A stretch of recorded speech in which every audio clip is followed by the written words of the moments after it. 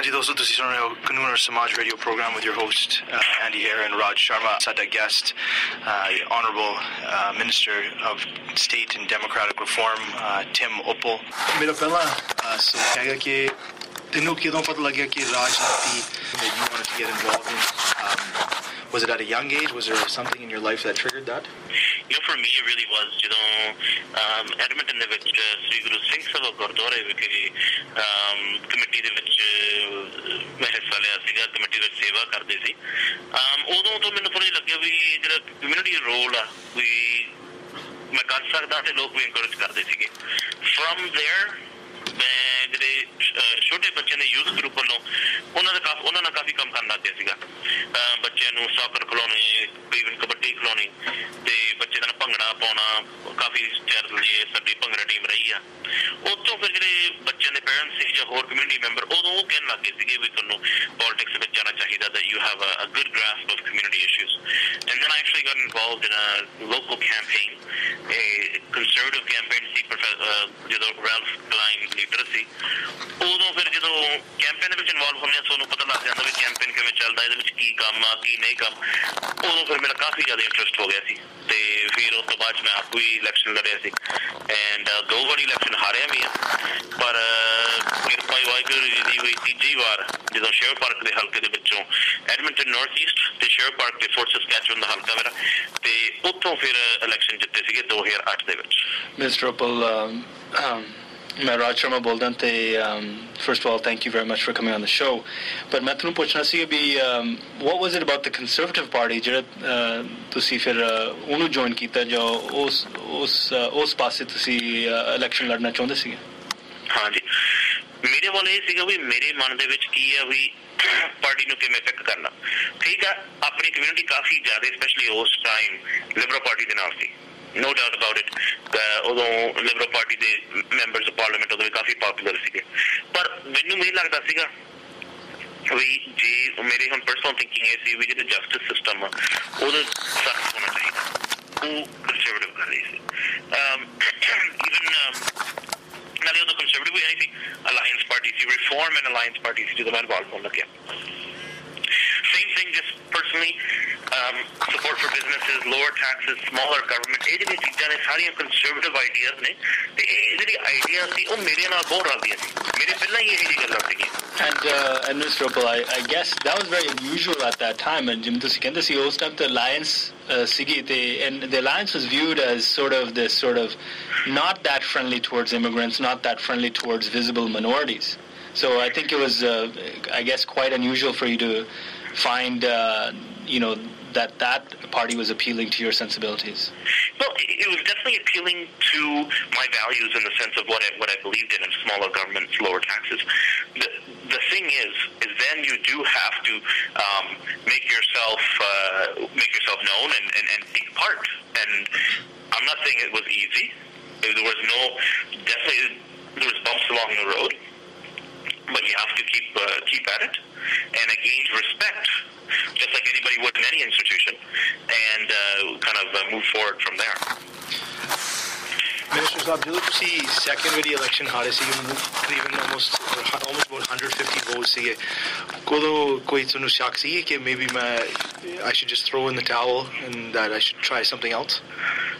ਗੱਲ ਇਹ ਹੈ ਜੀ, ਪਤਾ ਨਹੀਂ ਇੱਥੇ ਕੈਨੇਡਾ ਦੇ ਵਿੱਚ ਹੋਵੇ ਜਾਂ ਪੰਜਾਬ ਦੇ ਵਿੱਚ ਹੋਵੇ, ਜਦੋਂ ਵੀ ਕੋਈ ਪੋਲੀਟਿਕਸ ਦੇ ਵਿੱਚ ਪੈਂਦਾ ਉਹ almost like gambling ਵਾਂਗੂ ਹੋ ਜਾਂਦਾ ਵੀ I want to try again, I think I next time I think I can do it, and ਜਦੋਂ you get so close, 134 ਵੋਟਾਂ ਤੇ ਰਹਿ ਗਿਆ ਸੀਗਾ, that's 0.01%. When you're that close, you know that you're going to do this again. And on 134 votes, that's less than 1 vote per poll. So I knew for sure I'm going to try it again. And Uppal Saab, what was the?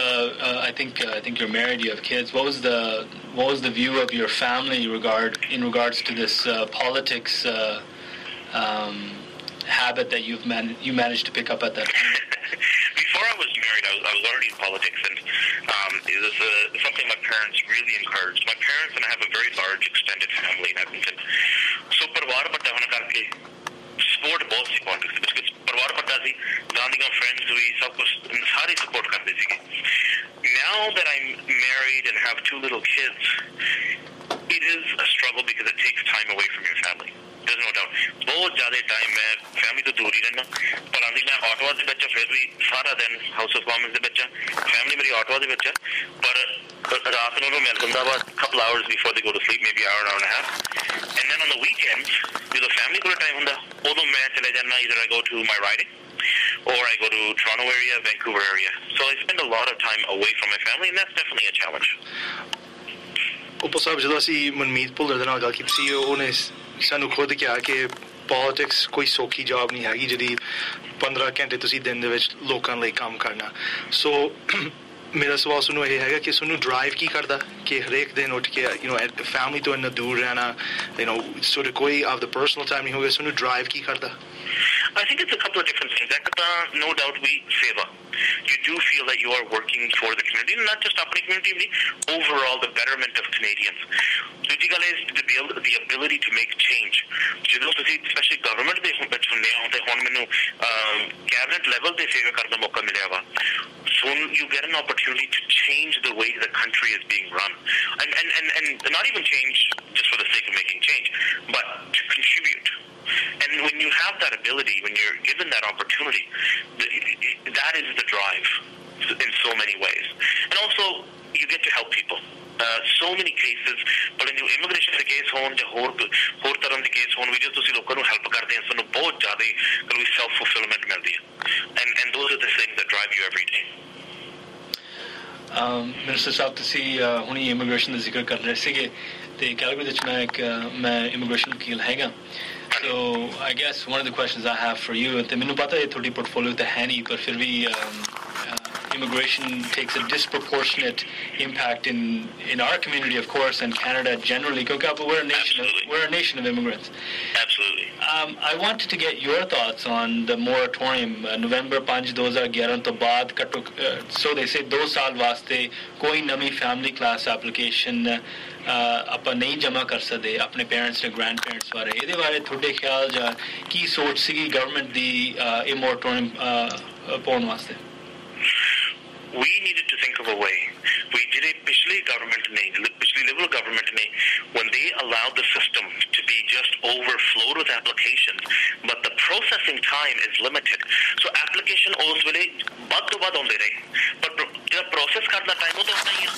So application badhi gayi hai, pile up hoi gayi hai, uda time badhi gayi kithe 5 saal fir 6 saal 7 ਹੁਣ 8 ਸਾਲ ਲੱਗਣ ਲੱਗ ਗਏ ਸੀਗੇ ਸੋ ਜੇ 8 ਸਾਲ ਲੱਗਦੇ ਆ ਫਿਰ ਪੇਰੈਂਟਸ ਨੂੰ ਅਪਲਾਈ ਕਰਨ ਦਾ ਫਾਇਦਾ ਵੀ ਕੀ ਆ I really don't think that's sincere and at the end of the day it's probably wrong to make somebody wait 8 years in line so ਉਹ system fix ਕਰਨ ਲਈ ਸਾਨੂੰ ਕੁਝ ਕਰਨਾ ਪਿਆ and that was we 2 ਸਾਲ ਵਾਸਤੇ ਉਸ stop basically pause we're just going to pause the application ਜਿਹੜੀ ਇੰਨੀਆਂ ਜ਼ਿਆਦਾ ਹਜ਼ਾਰਾਂ ਦੇ ਹਿਸਾਬ ਦੇ ਨਾਲ ਐਪਲੀਕੇਸ਼ਨਾਂ ਪਈਆਂ ਨੇ ਲਾਈਨ ਅਪ ਦੇ ਵਿੱਚ ਕਿਊ ਦੇ ਵਿੱਚ ਉਹਨਾਂ ਨੂੰ ਪ੍ਰੋਸੈਸ ਕਰਾਂਗੇ ਛੇਤੀ ਤੋਂ ਛੇਤੀ ਉਹਨਾਂ ਨੂੰ ਪ੍ਰੋਸੈਸ ਕਰਾਂਗੇ ਜਿੱਥੇ 8 ਸਾਲ ਲੱਗਦੇ ਸੀ ਹੁਣ ਕੋਸ਼ਿਸ਼ ਕਰਾਂਗੇ ਵੀ ਸਾਰੀਆਂ ਐਪਲੀਕੇਸ਼ਨਾਂ ਈਵਨ 2.5 ਤੋਂ 3 4 ਸਾਲਾਂ ਦੇ ਵਿੱਚ ਹੋਣੀਆਂ ਚਾਹੀਦੀਆਂ ਈਵਨ 3 ਸਾਲਾਂ ਦੇ ਵਿੱਚ ਹੋਣੀਆਂ ਚਾਹੀਦੀਆਂ ਸਾਰੀਆਂ ਐਪਲੀਕੇਸ਼ਨ ਕਰਕੇ ਤੇ 2 ਸਾਲਾਂ ਤੱਕ ਇਹ ਪ੍ਰੋਗਰਾਮ ਦੁਬਾਰੇ ਸ਼ੁਰੂ ਕਰਾਂਗੇ ਪਰ ਇਹ ਦੁਬਾਰੇ ਸ਼ੁਰੂ ਕਰਨ ਤੋਂ ਪਹਿਲਾਂ ਵੀ ਕੋਸ਼ਿਸ਼ ਕਰਾਂਗੇ ਵੀ ਇਹੀ ਨਾ ਦੁਬਾਰੇ ਹੋਵੇ ਵੀ ਐਪਲੀਕੇਸ਼ਨ ਅਨਲਿਮਿਟਿਡ ਹੋਣ ਤੇ processing time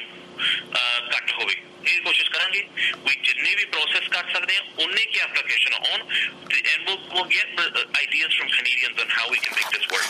This cannot be a system that continues to be broken the way it is today. Minister ਸਾਹਿਬ ਮੇਰੇ ਕੋਲ 2 ਸਵਾਲ ਹੈਗੇ ਆ ਇਹਦੇ ਬਾਰੇ ਮੇਰਾ ਇੱਕ ਸਵਾਲ ਤਾਂ ਹੋਊਗਾ ਵੀ ਤੁਹਾਡੇ ਕ੍ਰਿਟਿਕਸ ਤੇ ਇਹ ਕਹਿਣਗੇ ਵੀ ਜੇ ਇੰਨਾ ਪ੍ਰੋਸੈਸਿੰਗ ਟਾਈਮ ਲੱਗ ਰਿਹਾ why not just hire more decision makers? Why not just put more resources into processing? And my second question is, ਤੁਸੀਂ ਕਹਿ ਰਹੇ ਹੋ ਜਾਂ ਜੇਸਨ ਕੈਨੀ ਕਹਿ ਰਿਹਾ ਜਾਂ ਤੁਹਾਡੇ ਗਵਰਨਮੈਂਟ ਕਹਿ ਰਿਹਾ ਵੀ 2 ਸਾਲ ਦਾ ਮੋਰਾਟੋਰੀਅਮ ਆ ਪਰ ਕੀ ਵਿਸ਼ਵਾਸ ਹੈਗਾ ਕੀ ਗਾਰੰਟੀ ਹੈਗਾ ਵੀ ਇਹ ਸਿਰਫ 2 ਸਾਲ ਦਾ ਹੋਊਗਾ ਤੇ 2 ਸਾਲ ਤੋਂ ਵੱਧ ਨਹੀਂ ਕਰ ਸਕਦੇ ਕਿਉਂਕਿ ਤੁਸੀਂ ਫਿਰ ਗਵਰਨਮੈਂਟ ਫਿਰ ਇਹੀ ਬਹਾਨਾ ਲੈ ਕੇ ਕਹਿ ਸਕਦੇ ਵੀ ਆਪ ਨੂੰ ਹੋਰ ਟਾਈਮ ਚਾਹੀਦਾ ਤੇ ਆਪਾਂ ਆਪ ਨੂੰ 2 ਸਾਲ ਦਾ ਨਹੀਂ ਆਪ ਨੂੰ 5 ਸਾਲ ਦਾ ਮੋਰਾਟੋਰੀਅਮ ਚਾਹੀਦਾ ਸੋ ਇਹ 2 ਸਵਾਲ I'd be very interested to hear your response on those.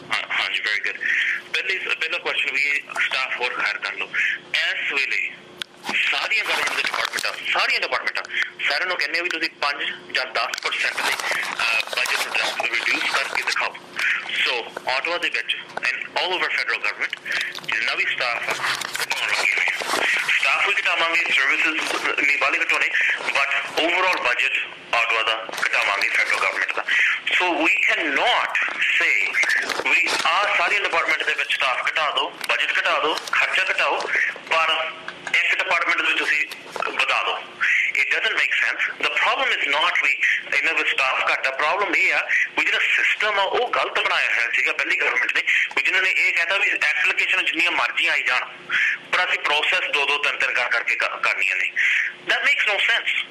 ਜਦੋਂ ਵੀ ਕੋਈ ਪ੍ਰੋਸੈਸ ਹੁੰਦਾ ਉਹਦੇ ਤੇ ਰੂਲਸ ਹੁੰਦੇ, ਰੈਗੂਲੇਸ਼ਨਸ ਹੁੰਦੇ, not every single application gets looked at.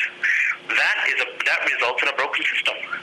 So because ਗੱਲ ਇਹ ਆ ਵੀ ਜਿੰਨੇ ਵੀ ਇਮੀਗ੍ਰੇਸ਼ਨ ਵਿੱਚ ਇਮੀਗ੍ਰੇਟ ਵੱਧ ਆਉਂਦੇ ਆ ਉਨੀ ਜ਼ਿਆਦਾ ਐਪਲੀਕੇਸ਼ਨ ਵੱਧ ਜਾਂਦੀਆਂ. ਸੋ ਇਹਦੇ ਵਿੱਚ ਕੀ ਰਿਜ਼ਲਟ ਹੋਊ ਵੀ ਵੱਧ ਤੋਂ ਵੱਧ ਸਟਾਫ ਹਾਇਰ ਕਰ ਲਓ, ਹੋਰ ਸਟਾਫ ਹਾਇਰ ਕਰ ਲਓ. ਸਟਾਫ ਹਾਇਰ ਕਰਨ ਦੇ ਨਾਲ ਕੈਨੇਡੀਅਨਸ ਦੇ ਖਰਚਾ ਹੀ ਹੁੰਦਾ ਵਾ, ਟੈਕਸ ਵੱਧਦਾ ਵਾ, ਟੈਕਸ ਦੇ ਪੈਸਿਆਂ ਦੇ ਨਾਲ ਹੀ ਵਧਾ ਸਕਦੇ ਆ. ਸੋ ਜਿਹੜਾ ਸਾਈਕਲ ਆ ਉਹ ਬੰਦ ਕਰਨਾ ਪਿਆ. Now what's the guarantee that this will only be a 2-year moratorium? At the end of the day, government ਕੋਲ ਇਕੱਲਾ ਇਹੀ ਵਿਸ਼ਵਾਸ ਆ ਵੀ ਲੋਕਾਂ ਨੂੰ ਜਿਹੜਾ ਅਸੀਂ ਕਹਿ ਰਹੇ ਹਾਂ, ਪ੍ਰੋਮਿਸ ਕਰ ਰਹੇ ਹਾਂ, ਉਹ ਲੋਕਾਂ ਨੂੰ ਕਹਿ ਲਓ ਵੀ they have to be convinced on the fact that that's our commitment. ਸਾਡੇ ਕੋਲ ਇਹੀ ਹੈ ਵੀ ਸਾਡੀ ਜਵਾਨ. And we're saying that in 2 years, after 2 years of moratorium, 2 years of consulting with Canadians, Canadian ਲੋਕਾਂ ਨੂੰ ਵੀ ਪੁੱਛਾਂਗੇ ਵੀ ਤੁਹਾਨੂੰ ਕੀ ਲੱਗਦਾ ਵੀ ਇਹ ਪ੍ਰੋਗਰਾਮ ਕਿਹੋ ਜਿਹਾ ਹੋਣਾ ਚਾਹੀਦਾ, what should be the priorities. ਜਿਵੇਂ ਮੈਨੂੰ ਲੱਗਦਾ ਵੀ ਜੇ ਕੋਈ ਪੈਰੈਂਟ ਇਕੱਲੇ ਹੀ ਉੱਥੇ ਰਹਿ ਗਏ ਇੰਡੀਆ ਦੇ ਵਿੱਚ ਔਰ ਐਨੀ ਕੰਟਰੀ, ਕੋਈ ਉਹਨਾਂ ਦਾ ਕੋਈ ਸੰਭਾਲਣ ਵਾਲਾ ਕੋਈ ਹੈ ਨਹੀਂ ਗਾ, ਫਿਰ ਉਸ ਬੰਦੇ ਦਾ ਜਾਂ ਉਹ ਮੈਨ ਔਰ ਵੂਮਨ ਵਿਡੋ ਔਰ ਵਟਐਵਰ, ਉਹਨਾਂ ਦੀ ਕੋਈ ਨਾ ਕੋਈ ਪ੍ਰਾਇੋਰਟੀ ਹੋਣੀ ਚਾਹੀਦੀ ਆ, ਉਹਨਾਂ ਨੂੰ ਲਾਈਨ ਤੇ ਅੱਗੇ ਲਿਆਉਣਾ ਚਾਹੀਦਾ. So those kind of issues, those kind of rules should be brought in, but it's going to take us some time to do that. So 2 ਸਾਲ ਲੱਗ ਹੀ ਜਾਣੇ. ਤੇ ਗੋਪਾਲ ਸਾਹਿਬ, I think that ਤੁਹਾਡੀ ਗਵਰਨਮੈਂਟ ਨੇ ਸੁਪਰ ਵੀਜ਼ਾ ਦੇ ਕੇ ਥੋੜਾ ਜਿਹਾ there's some sugar with this medicine. What we wanted to do was to be sincere with people. ਅਸੀਂ ਨਹੀਂ ਰੋਕਣਾ ਚਾਹੁੰਦੇ ਵੀ ਜਿਹੜੇ ਲੋਕ ਹਨ ਇੰਡੀਆ ਦੇ ਵਿੱਚੋਂ ਔਰ ਐਨੀ ਕੰਟਰੀ ਕਹਿੰਦੇ ਵੀ ਅਸੀਂ ਬੱਚਿਆਂ ਨੂੰ ਮਿਲਣਾ, ਜਾਂ ਕੋਈ ਕਈ ਵਾਰੀ ਘਰੇ ਕੋਈ ਬੇਬੀ ਬੋਰਨ ਹੋਣ ਵਾਲਾ ਵਾ, somebody needs help for 6 months or a year or even even happy times or difficult times. ਉਹਦੇ ਵਿੱਚ 10 ਸਾਲ ਦਾ ਸੁਪਰ ਵੀਜ਼ਾ ਸ਼ੁਰੂ ਕੀਤਾ ਵਾ that you'll be able to come for 2 years at a time as long as you get your basic approval information plus ਤੁਹਾਨੂੰ health insurance ਕਰਾਉਣੀ ਪੈਣੀ ਆ.